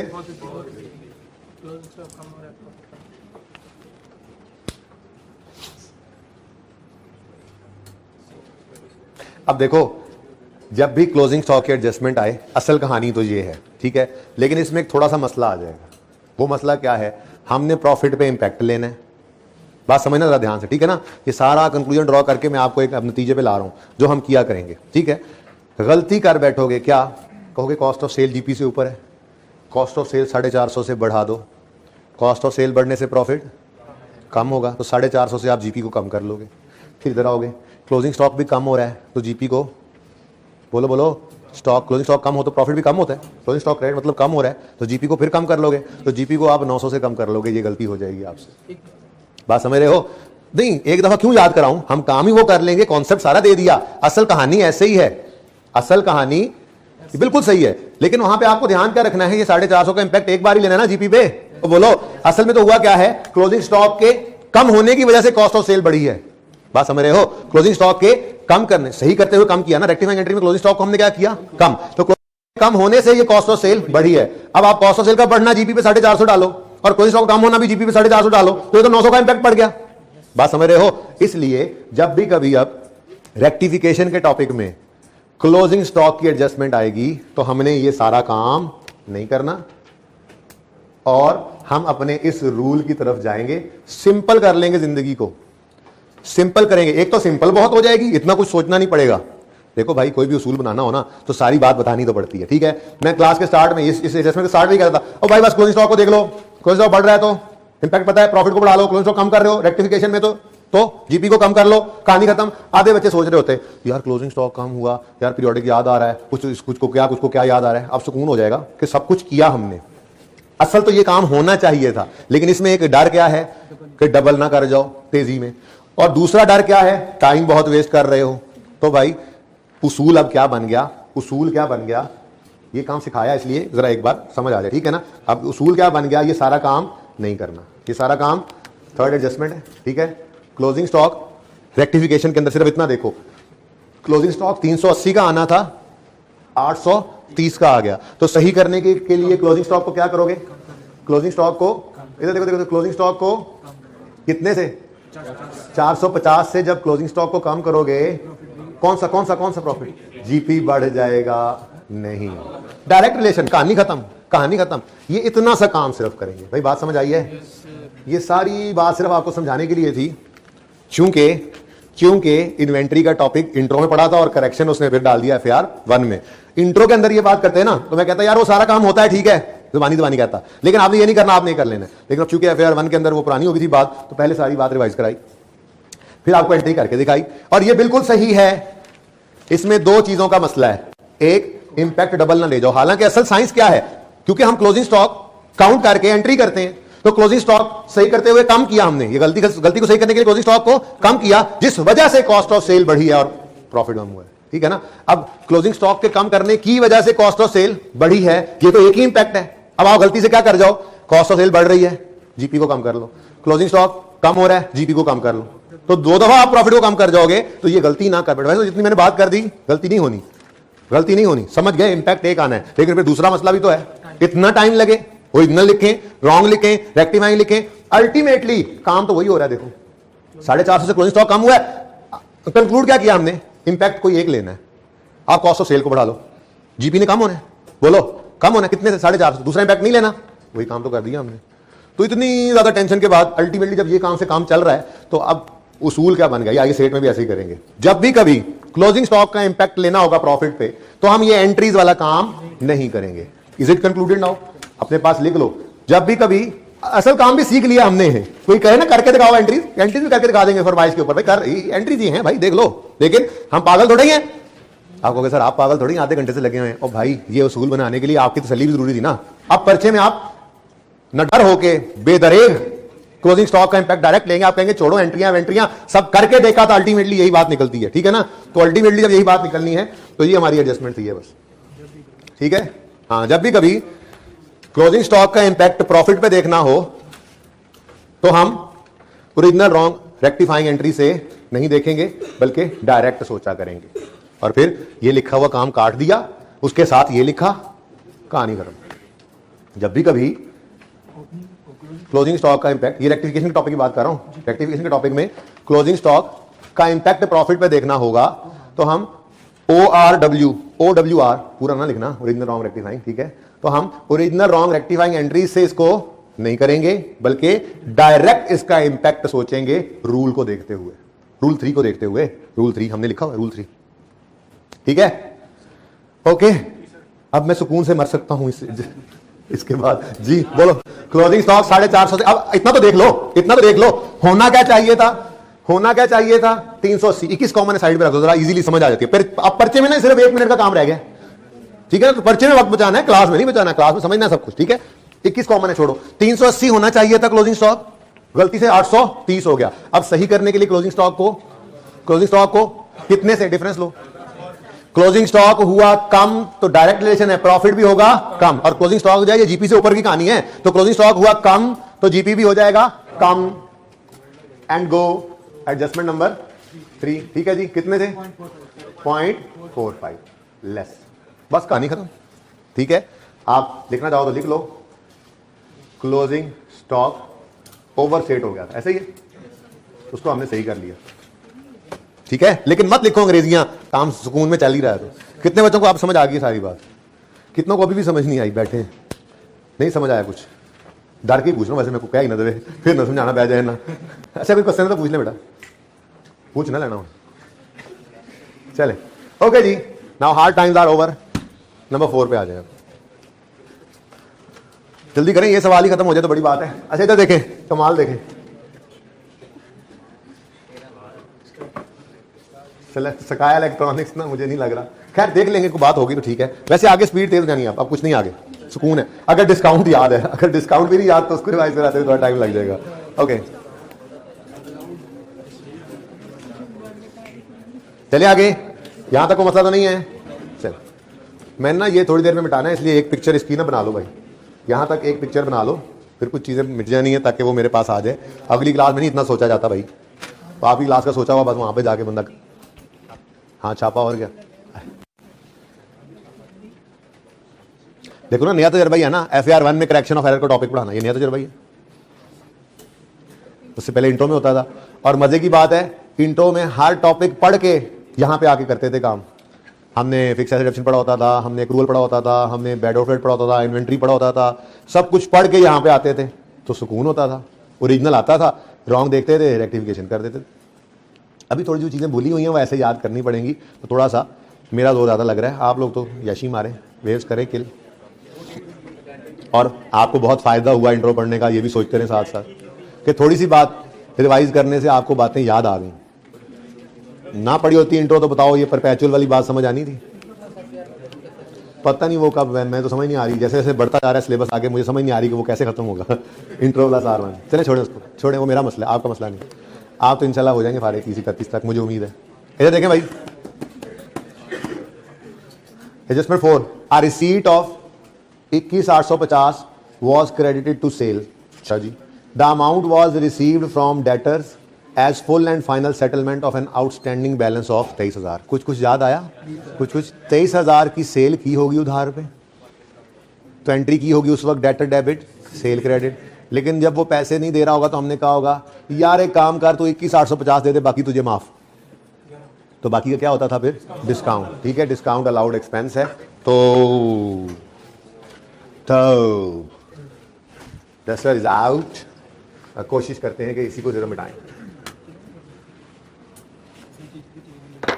हाँ भाई, डिस्काउंट जब भी आया करता था ना, BRS के टॉपिक से शुरू हुआ था, 1-1.5 लेक्चर आपके उस्तादों ने लगाया होगा, उसके बाद फिर आपने देखा था ये मुसीबत हर जगह ही घुसा होता था, हर टॉपिक में घुस जाता था। तो इसलिए आपकी बड़ी प्रैक्टिस है। जस्ट एक बार मैं यहाँ पे लिखूंगा, आपको इंशाल्लाह सब याद आएगा। देखना डेटर से ग्रॉस रिसीवेबल क्या था?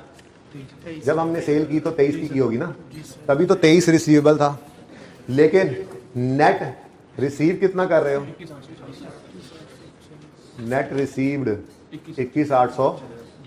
ये देखो, पढ़ के देखो, आ रिसीट ऑफ 21,850, तो रिसीट हुई है 21,850 की। पैसे कितने आए? 21,850। ठीक है, अब सवाल में उसने क्या कहा? देखो वॉज क्रेडिट ना, ये रॉन्ग एंट्री है, ये बाद में देखते हैं। ठीक है, पहले ओरिजिनल तो कर लें। ओके, ये ब्रैकेट को फिलहाल साइड पर रखो, ये रॉन्ग है। द अमाउंट वॉज रिसीव्ड, यानी द अमाउंट मतलब 21,850 was received from a debtor as full and final settlement of an outstanding balance of, यानी ये 23 का बैलेंस था, फुल एंड फाइनल सेटलमेंट उसकी हो गई 21,850 में। यानी 23 वाले डेटर ने हमें कितने दिए?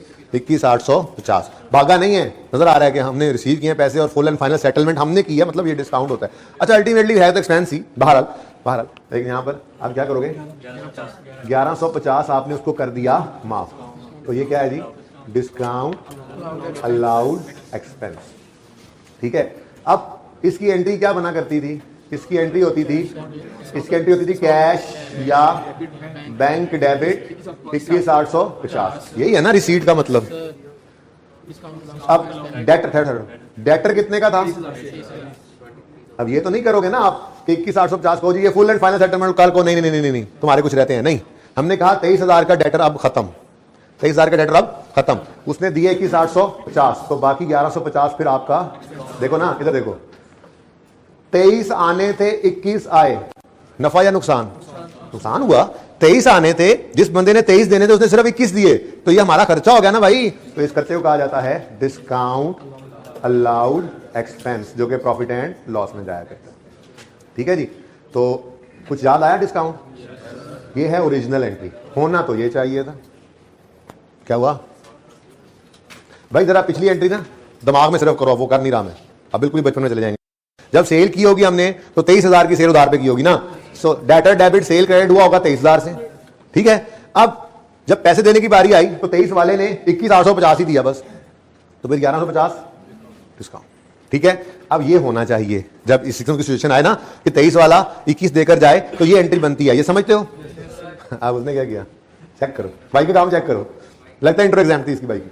Receipt of 21,850 was credited to, कमाल करते हो भाई, जान ही निकाल दी तुमने तो सारे कॉन्सेप्ट की। कैश या बैंक डेबिट तो सही हो गया ना, सेल्स क्रेडिट, हाँ हाँ ओरिजिनल दोबारा लिख दिया, ओके। जिस बात की बहुत हो 21,850, स्टार जरा हटना, 21,850 सीट कहीं ली थी ना, अब बोलो नहीं, दोबारा ये थर्ड एडजस्टमेंट है, उसका जो करना था वो कर लिया हमने। अच्छा अब भाई सही है, देखो एक असूल शायद आपको भूल रहा हो रेक्टिफिकेशन का, कि जिस एंड के बारे में सवाल खामोश हो वो हमेशा सही होता है। रॉन्ग एंट्री में जिस इम्पैक्ट के बारे में सवाल खामोश हो वो हमेशा सही होता है। याद आ रही हैं बातें? तो कैश आप कहोगे जी कैश कैसे आपने डेबिट कर दिया? पहली बात है कैश की गलती अकाउंटेंट करता नहीं है, नॉर्मली करता ही नहीं है, क्योंकि कैश आया डेबिट गया क्रेडिट, ये तो उसको समझ, जिसकी इंट्रो एग्जाम था उसको ये तो पता ही है, पहली 2-4 क्लास में तो बैठा था, फिर एग्जामिनेशन का रोला पड़ा था, उसको ये पता है कैश आए तो डेबिट जाए तो क्रेडिट, बस। तो कैश की गलती नॉर्मली वो करता भी नहीं है। लेकिन इससे भी बड़ा उसूल क्या है, रॉन्ग एंट्री में उसने कहा वॉज क्रेडिटेड टू सेल, यानी कि डेटर क्रेडिट करने के बजाय कर दिया सेल। असल में ना ये एंट्री तोड़ के करो तो क्या बनता है, cash debit debtor credit 21,850, discount allowed expense debit debtor credit 1150, तोड़ के करें तो मैंने कंबाइन की हुई है। तो उसने करना था कैश डेबिट डेटर क्रेडिट, कर गया कैश डेबिट सेल क्रेडिट। अब आप कहोगे जी सर उसने तो कहा सिर्फ सेल के बारे में क्रेडिट हुआ है, डेटर ये कैश डेबिट का तो बताया ही नहीं, तो ये ना कहना कैश की गलती अकाउंटेंट नहीं करता, कभी कर भी तो सकता है। ज्यादा बड़ा उसूल क्या है हमारे रेक्टिफिकेशन के टॉपिक का, रॉन्ग एंट्री के जिस इंपैक्ट के बारे में सवाल खामोश हो उसे सही अज्यूम करना है। ओके क्लियर, सही है, चलें आगे। तो फिर रेक्टिफिकेशन करवा दो भाई। कैश डेबिट होना था, हम तो तरतीब से चलेंगे बचपन में जैसे, ठीक है। कैश डेबिट होना था, हो गया, कुछ ना करो, कुछ ना करो। डिस्काउंट डेबिट होना था, नहीं करो डेबिट, डिस्क ऑल एक्स प्रॉफिट एंड लॉस वाला आइटम आ गया, माशाल्लाह माशाल्लाह सुभान अल्लाह, नंबर आ गए। ये नंबर है ना भाई, जीपी को एनपी को हिट करने वाले को फिगर मिल जाए तो खुश हो जाएंगे, वाह वाह सुभान अल्लाह, फिगर मिल गई, नंबर मिलेंगे, ठीक है। डिस्काउंट लॉस एक्सपेंस डेबिट होना था, नहीं हुआ, कर दिया। डेटर क्रेडिट होना था 23,000 से, नहीं हुआ, कर दो। हाँ हाँ कितने से, क्या मतलब, किसने कहा? देखो 1150 से क्या, बाकी 21,850 से क्या डेटर क्रेडिट हुआ है? यही तो कमाल की बात है। रॉन्ग एंट्री में कह रहा है वॉज क्रेडिटेड टू सेल, ये लिखा था ना वॉज क्रेडिटेड टू डेटर, तो फिर आपकी बात सही थी, ठीक है। तोड़ के एंट्री करनी है, तोड़ के कर लो। कैश डेबिट डेटर क्रेडिट होना था, कैश डेबिट सेल क्रेडिट हो गया, तो पहले तो इसको सही करेंगे, ठीक है। हाँ डेटर को क्रेडिट करेंगे और सेल गलत क्रेडिट हुई उसको डेबिट करेंगे, लेकिन मैंने कंबाइन कर दी थी एंट्री। डेटर 23,000 और सेल गलत क्रेडिट हुई पड़ी है, डेबिट कर दो 21,800, माशाल्लाह माशाल्लाह सुभान अल्लाह। क्योंकि बैलेंस शीट का आइटम तो हमें को सरोकार है नहीं, हम तो इस वक्त जो है वो शिकारी बने हुए हैं जिस फिगर पे भी profit and loss income statement आए उसके लिए, ठीक है। तो हमें शिकार मिला और उस शिकार ने कहा सेल्स और डिस्काउंट अलाउड एक्सपेंस। अब ये दोनों शिकार ना अलग अलग हंडिया में पकाने हैं, ठीक है। सेल ने हिट करना है सिर्फ जीपी को, अल्टीमेटली नेट प्रॉफिट करना है, लेकिन वो हम साथ कर ही नहीं रहे, ठीक है। और डिस्काउंट अलाउड एक्सपेंस ने सिर्फ नेट प्रॉफिट वेट करना है, जीपी को हिट, तो दोनों को पहले डिस्काउंट अलाउड ले लो। हाँ भाई एक्सपेंस बढ़ गया, एक्सपेंस बढ़ गया, प्रॉफिट क्या हो जाएगा, कम। डिस्काउंट अलाउड एक्सपेंस है तो नेट प्रॉफिट की बात करेंगे, ठीक है। तो नेट प्रॉफिट नहीं तरतीब से, डिस्काउंट अलाउड एक्सपेंस डेबिट मतलब बढ़ा, एक्सपेंस का डेबिट, रेक्टिफाइंग एंट्री देखेंगे। हमने जो गलती सही की उसका इंपैक्ट ये हमने किया ना, ये होना था, ये हुआ पड़ा है, ये हमने किया है, इसका इंपैक्ट बताना है प्रॉफिट पे। तो हमने डिस्काउंट अलाउड एक्सपेंस को बढ़ाया, एक्सपेंस बढ़ने से प्रॉफिट, लेकिन डिस्काउंट अलाउड एक्सपेंस इधर आता है तो फिर सिर्फ नेट प्रॉफिट को हिट करेगा, ठीक है। तो एक्सपेंस बढ़ने से प्रॉफिट, एडजस्टमेंट नंबर 4 पे पहुंचे हैं अभी। अच्छा जी, डिस्काउंट अलाउड एक्सपेंस काफी है, बस इतना भी लिख देना। वैसे तो इतना भी लिख देना काफी था, कितना भाई 1.1, हाँ एग्जैक्ट बताओ वरना बाद में ऐसी ना हो मैच ना हो एंड। ये क्या करो जी, लेस, सही है जी, वाह वाह नंबर मिले, सही कह रहे हो। उसके बाद शिकारी आया और दूसरा शिकार किया, sales debit, sales income debit कम, डेबिट कम, इनकम क्या हो रही है कम, गलत इनकम रिकॉर्ड की ना, सेल गलत रिकॉर्ड की, तो रिवर्स कर रहे हैं तो इनकम कम ही कर रहे हैं ना। तो इनकम को किया कम तो प्रॉफिट बढ़ जाएगा, फिर इनकम कम हो रही है तो प्रॉफिट भी कम ही होगा, तो less. Adjustment number 4, sale reverse आपके लिए लिखा पर्चे में, इतना काफी है, बार बार कह रहा हूं, फिर भी आप लोग पर्चे में लिख के आएंगे, मुझे पता है, इसीलिए मैं कभी कभी दिल करता है ना ही लिखा करूं। 21.85 सही है, गोइंग वेल। चले नंबर 5 एडजस्टमेंट नंबर 5, ये एडजस्टमेंट नंबर 4 थी, बल्कि ये यहां से ही शुरू हो गई थी एडजस्टमेंट नंबर 4, ठीक है ना। वो 3 जो है ना 3, वो हमने डायरेक्ट कर लिया था। क्या किया था हमने, क्लोजिंग स्टॉक को 450 से कम किया था तो जीपी बढ़ गया था, बस। सॉरी यार, ये मैं भूल के क्या गया, ये मैं आपको चेक नहीं कर रहा था, सॉरी, माय मिस्टेक। अच्छा जी, लो भाई अगली एडजस्टमेंट पढ़ो भाई, आ जाओ भाई 5 वाले। Goods having sale value of 45 were use for office repairs. रुक जाओ, पहले तो ये बताओ, गुड्स का मतलब होता है फॉर सेलिंग पर्पस, मतलब हमारी हार्डवेयर की दुकान है, ठीक है, और हमें अपनी ही दुकान में एक एसी खराब हुआ, उसके लिए कुछ जो है वो सामान चाहिए था। साथ वाली दुकान से लेंगे या खुद अपने से उठा लेंगे? साथ वाली से लेंगे भाई साहब।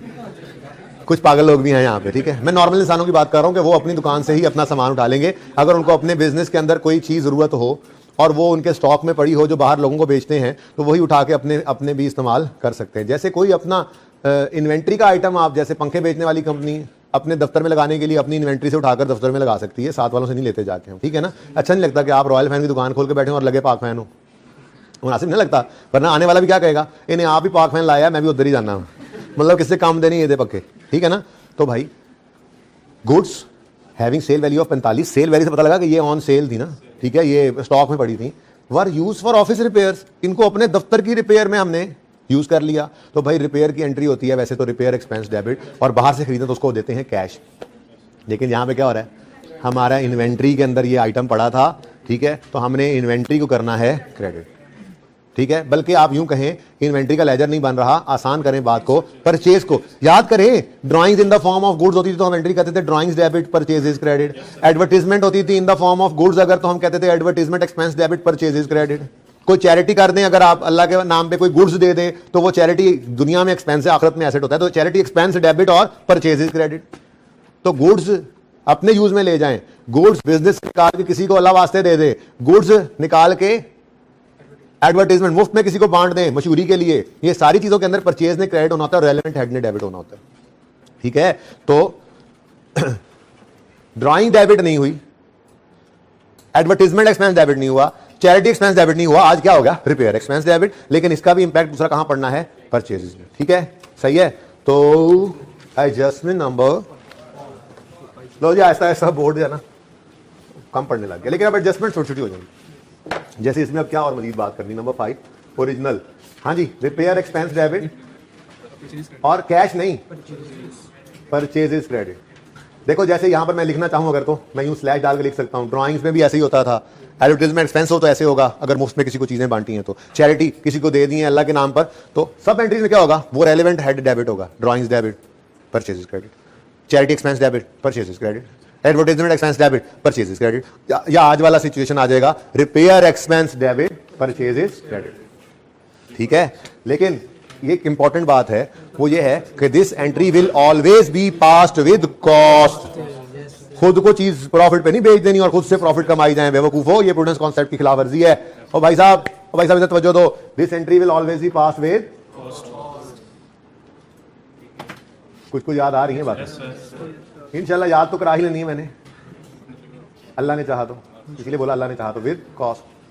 अब भाई ये समझ आ गया, मैंने बड़ी अहम बात कर दी आगे। अगर यही drawings in the form of goods होती तो एंट्री बन जाती ड्राइंग्स डेबिट, परचेज क्रेडिट। यही कहता वो जी हमने मुफ्त में सैंपल बांट दिए हैं कुछ को, वो एडवर्टाइजमेंट एक्सपेंस है, एडवर्टाइजमेंट एक्सपेंस डेबिट और परचेज क्रेडिट। वो कहता जी अल्लाह के नाम पे डोनेट कर दिए, चैरिटी कर दिए, कुछ गुड्स ही उठाकर दे दिए, तो charity expense debit, purchase credit. लेकिन फिलहाल तो हमारे सवाल के अंदर क्या है, रिपेयर एक्सपेंस। अब मसला ये नहीं है कि हमें एंट्री समझ नहीं आ रही, मसला ये है कि 4500 है सेल वैल्यू।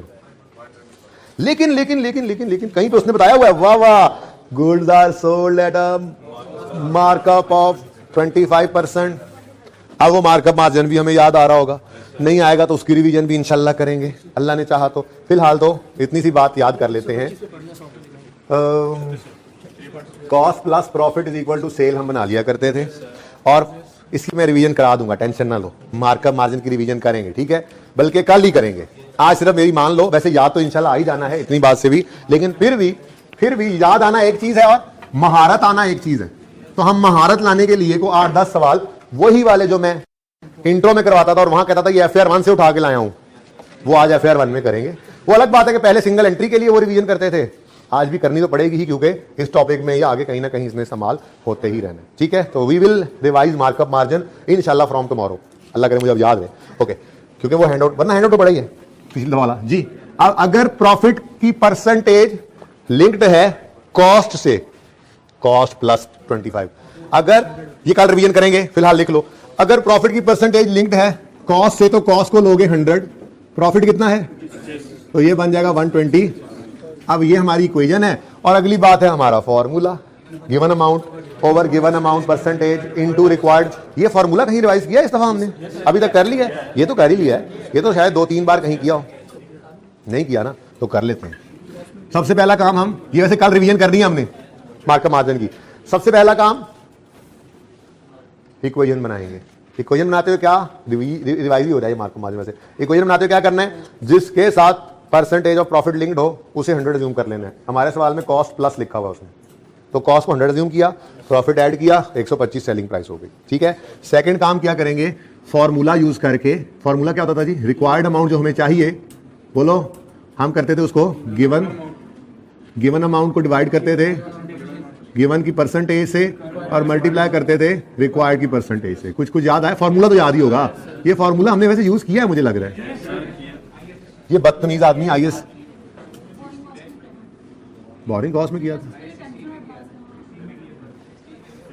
भाई, नहीं किया था तो अब हो गया, यही था ना फॉर्मूला, ये इंट्रो वाला फॉर्मूला यही था ना, इंट्रो का फॉर्मूला यही था ना, अब याद हो गया। अब इसकी कल प्रैक्टिस करेंगे, मजीद याद हो जाएगा इंशाल्लाह, ठीक है।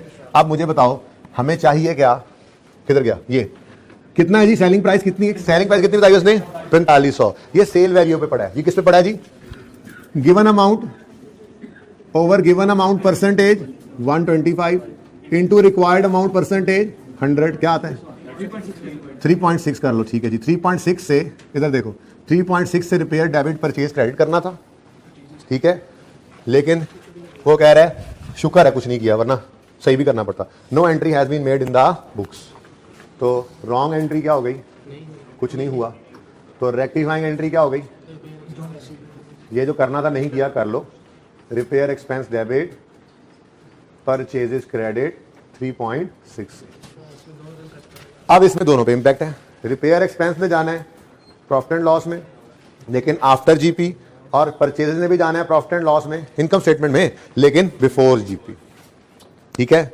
साथ ही हो ना मेरे, सारों को समझ आ रही है बेटा, अब समझ आ रही है कुछ थोड़ी, ये सारी एक्सपेंस डेबिट हो रहा है, मतलब बढ़ रहा है एक्सपेंस, ये रिपेयर एक्सपेंस जीपी के बाद, यानी कि नेट प्रॉफिट, एक्सपेंस बढ़े तो नेट प्रॉफिट क्या होगा, कम, तो लेस। एडजस्टमेंट नंबर कौन सी आ गई जी, रिपेयर एक्सपेंस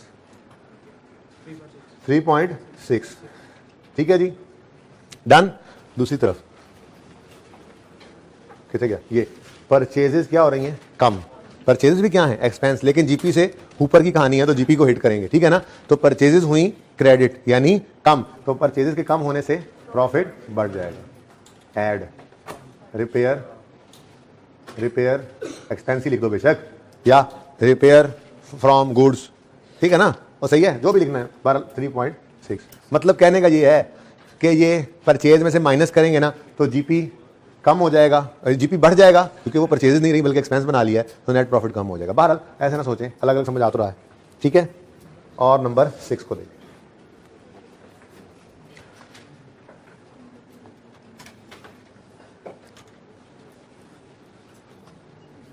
ये 6 आखिरी एडजस्टमेंट है, मेरी तरफ से, क्योंकि क्लास का टाइम खत्म हो रहा है। 7 आप कर लेंगे बड़ी आसानी से, 9 भी मैं डिस्कस कर गया हूं, रिपेयर वाली के साथ ही कर लेंगे आप। मसला आपको आना है परचेज रिटर्न का। मसला क्या है? परचेज रिटर्न को सेल रिटर्न बना लिया है, तो दोनों को अलग अलग सोचना, ठीक है ना। एंट्रियां शेंट्रियां करने की जरूरत नहीं है, आई एम टेलिंग यू, इसमें एंट्रीज करने की जरूरत, जस्ट सोचना परचेज रिटर्न का बढ़ना प्रॉफिट को कम करेगा या नहीं, ठीक है। तो ये 3 एडजस्टमेंट्स रह जाएंगी, इनको आपने यहाँ पे करना है फिलहाल, तो मैं ये एडजस्टमेंट करवा दूँ। Purchase of office computer on 1 अप्रैल 17, हमारा ईयर है 31 दिसंबर 17। यकम अप्रैल को एक ऑफिस कंप्यूटर खरीदा अमाउंटिंग टू 42,000। आगे ना पढ़ो, पहले ओरिजिनल लिख लें। Number 6 adjustment, original entry. Office क्या है? ऑफिस कंप्यूटर एसेट है ना। Office computer debit cash credit कितने से? 42 से। ये होना चाहिए था, ठीक है। और was entered in purchase account. ओए होए होए होए होए, रॉन्ग क्या हुआ? परचेजेज डेबिट कैश क्रेडिट 42 से कर दिया, तो कोई मसला नहीं। ऑफिस कंप्यूटर डेबिट करना था, नहीं किया, कर लें, कल ना कर लें, अभी करें। क्या कह रहे? कल कर लें। कैश क्रेडिट होना था, हो गया, कुछ ना करें। परचेज गलत डेबिट हो गई हैं, क्रेडिट कर दें 42 से। हाँ, एसेट आए तो डेप्रिसिएशन तो आ ही जाती है, आपको पता है। अब परचेज देखो, फिक्स एसेट हमें कोई लेना देना नहीं है। Fix asset balance sheet item था, हमें जीपी एनपी चाहिए मसला। लेकिन मसला ये है कि ये जब फिक्स एसेट है ना, ये वहां जब भी आ जाए साथ डेप्शन का इंपैक्ट भी आ जाता है। अब सोचने के लिए तो सारी रात पड़ी सोचते रहे बैठ के, ये कंप्यूटर जो डेबिट नहीं हुआ, अगर ये डेबिट होता तो डेप्रिशिएट होता, चूंकि नहीं हुआ तो डेप्रिशिएट नहीं हुआ, तो आप डेप्रिशिएट करेंगे तो 9 महीने की डेप्शन आएगी। अब भाई सादा सा उसूल रख लेना है, रेक्टिफाइंग एंट्री को देखना है। अगर रेक्टिफाइंग एंट्री में एसेट बढ़ रहा है तो डेप्शन को भी बढ़ा लेना है, और अगर रेक्टिफाइंग एंट्री में एसेट कम हो रहा है क्रेडिट, तो डेप्शन को भी कम कर लेना है। अब मुझे बताओ, रेक्टिफाइंग एंट्री में एसेट बढ़ रहा है कि कम हो रहा है? एसेट का बढ़ना है तो डेप्शन को भी बढ़ाना है, डेबिट है ना, एसेट बढ़ रहा है, डेप्शन के बढ़ाने की एंट्री क्या होती है? डेप्रिसिएशन एक्सपेंस डेबिट और एक्यूमुलेटेड डेप्रिसिएशन क्रेडिट। ये 42 ही डेप्रिशिएट होना था, ठीक है। आखिरी लाइन उसने बताया, डेप्शन on office computer is provided eight 25%। तो हमने जब इस पे खामोश है तो स्ट्रेट लाइन लगाएंगे ना, लेकिन मसला क्या है? पूरे साल की डेप्शन नहीं, यकम अप्रैल को ये आया था लेकिन रिकॉर्ड नहीं हुआ था। तो अगर रिकॉर्ड करते तो यकम अप्रैल से शुरू करते ना इसकी डेप्शन, तो यकम अप्रैल से 31 दिसंबर तक कितने महीने? 9/12। बताओ भाई, 7.875 से डेप्शन एक्सपेंस डेबिट, 7.875 से accumulation credit. Okay, now this is the rectifying entry. अब इधर देखो, ना तो मुझे इससे कुछ लेना देना है और ना इससे, ये बैलेंस शीट आइटम्स हैं। मेरी कंसर्न है परचेज और डेप्रिसिएशन एक्सपेंस। परचेज जीपी से ऊपर, डेप्शन एक्सपेंस जीपी से नीचे। परचेज बढ़ रही है, कम हो रही है? अब टेंपो बन गया सवाल का, ठीक है। परचेज बढ़ रही है, कम हो रही है? परचेज का बढ़ना, परचेज एक एक्सपेंस है, एक्सपेंस का बढ़ना जीपी को कम करेगा, लेस।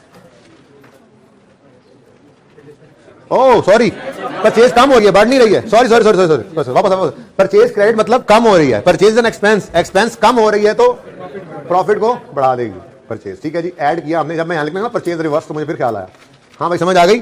परचेज एक्सपेंस है, कम हो रहा है तो प्रॉफिट बढ़ जाएगा। कौन सा? जीपी कितने से? 42 से। और ऐसे को क्या करना हमने? अब बाय डेप्शन पे, डेप्शन एक्सपेंस है, एक्सपेंस बढ़ रहा है, ये एक्सपेंस बढ़ेगा तो नेट प्रॉफिट लेस डेप्रिसिएशन। ओहो, एडजस्टमेंट ही लिखना छोड़ दिया मैंने, चलो घर पे लिख लेना आप। एडजस्टमेंट नंबर 6, एडजस्टमेंट नंबर, ये स्टार्ट में लिखना चाहिए था बहरहाल, कि आपको ये बताने के लिए कि काफी है, ये ठीक काफी है, ये लिखने की जरूरत है। अच्छा, एडजस्टमेंट 6 क्या है जी? डेप्रिसिएशन चार्ज 7 अब चूंकि आप तो वो वर्किंग वहां कर नहीं रहे होंगे, जो यहीं पर ही ब्रैकेट में इस वर्किंग को शो कर देना, ठीक है। तो डेप्शन बढ़ी तो एक्सपेंस कम हो गया, ठीक है। अब इधर देखो, पॉइंट नंबर 7 देखो, an item of furniture were sold on credit for 3,000 and entered in the sale day book. अस्तगफिरुल्लाह, the value of this item was, the book value of item was. भाई देखो, कॉस्ट और accumulation अलग नहीं ना given, तो सुकून ही है, कोई मसला नहीं है। हम क्या करेंगे, मैं तो कहता हूँ ये एंट्री भी फटाफट कर ही दें। नंबर कौन सा एडजस्टमेंट का? Number 7, original entry. अगर एक्यूमुलेशन नहीं गिवन तो ठीक है, एसेट को क्रेडिट कर दो बुक वैल्यू से। नाम क्या है एसेट का? फर्नीचर बुक वैल्यू, याद है ना? एसेट अकाउंट बुक वैल्यू बनाना सिखाया था, नहीं सिखाया था? अगर एसेट अकाउंट बुक वैल्यू पे बन रहा है तो कॉस्ट ने अलग क्रेडिट नहीं होना, और एक्यूमुलेटेड डेबिट ने अलग डेबिट नहीं होना, बल्कि इन दोनों स्टेप्स को नेट करके एसेट अकाउंट को बुक वैल्यू से ही क्रेडिट कर देते थे। और बुक वैल्यू सवाल ने बता दी कितनी है, 5000। पढ़ लो। An item of furniture was sold, आगे देखो, the book value of this item was 5000। किस दिन? अब जाहिर सी बात है जो डेट जिस दिन बिक रहा होगा उस दिन की बताई होगी। अब सवाल खामोश है तो हम क्यों ऐसे बेलने में बाजू दें? बस ठीक है, डिस्पोजल की डेट की बुक वैल्यू है, ठीक है। अब अगली बात, the item was sold on credit. अब इधर देखो, ये देखो, कैश नहीं आया आज, क्या जी? रिसीवेबल, डेटर नहीं रिसीवेबल। कितना? 3000 है। अच्छा 3000, भैया समझ आया? पैसे आए नहीं, आज जाएंगे, उधार पे बेचा है, क्रेडिट पे बेचा है हमने, लेकिन 5000 वाली चीज कितने में बेची है? तो 2000 का लॉस है, लॉस ऑन डिस्पोजल।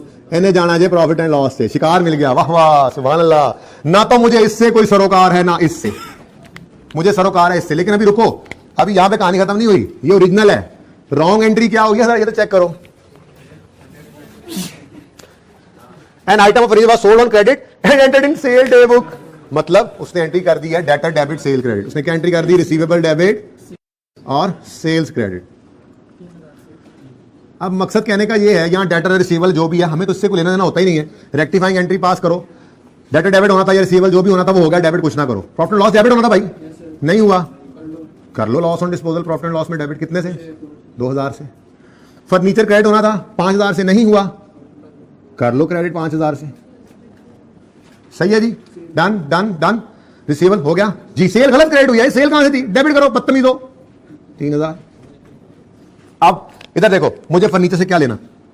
ये लॉस ऑन डिस्पोजल और ये सेल, ये है मेरी मनपसंद चीजें। ये क्या है? मेरी मनपसंद चीजें। तो सेल क्या हो रही है? डेबिट, मतलब कम। तो सेल का कम होना प्रॉफिट को, जीपी को कम कर देगा। Sale reverse, adjustment number 7। ठीक है जी, कितने से? 3 से। ठीक है, जल्दी जल्दी। लॉस ऑन डिस्पोजल, एक लॉस रिकॉर्ड हो रहा है, एक्सपेंस रिकॉर्ड हो रहा है। प्रॉफिट एंड लॉस में एक्सपेंस बढ़ रहा है, तो नेट प्रॉफिट ये बाद में आता है ना जीपी के, ठीक है। तो less loss on adjustment number, मैं फिर लिखना भूल गया, 7। ठीक है, कितना? 2 माइनस, अब इधर देखो, बस 2 रह गई। इधर देखो, हाँ देख लो ना, owner had withdrawn goods costing इतने फॉर पर्सनल यूज। तो ड्राइंग्स डेबिट, परचेजेस, ड्राइंग्स को कुछ करना नहीं है, परचेजेस यहां पे आ जाएंगी। ठीक हो गया। उसके बाद सेल रिटर्न, परचेज रिटर्न को मसला है, ये 2 एडजस्टमेंट्स करोगे। अब इधर देखो, यहां पे एक फिगर आएगी, इससे इस तक या ये बढ़ जाएगा या कम होगा जीपी, या तो 850 से बढ़ के आ जाएगी कोई फिगर, या कम होके आ जाएगी। ये जो इंपैक्ट भी निकले, उस इंपैक्ट को यहां पर एक ही दफा ऐड या लेस करके आंसर निकालना, आपका आंसर बिल्कुल सेम आएगा। ठीक है, अब मुझे इस तस्वीर को खींच के रखना है, और कल वाली क्लास से पहले पहले इस तरह कौन नोट कर लेगा? इस तरह कर लोगे, ऐसा ही नोट हो। ठीक है, इतना नोट कर लेना, इसके नीचे 2-3 लाइनें छोड़ देना, इसके नीचे 2-3 लाइनें छोड़ देना। मैं यहां से आगे बात करूंगा, कोई एडजस्टमेंट नहीं करूंगा, ये सारी एडजस्टमेंट डिस्कस हैं, और ये दोनों पास पेपर में ही होमवर्क रहेंगे, कोई तीसरा फिलहाल नहीं दे रहा, इसको कंप्लीट भी करना है। अल्लाह हाफिज।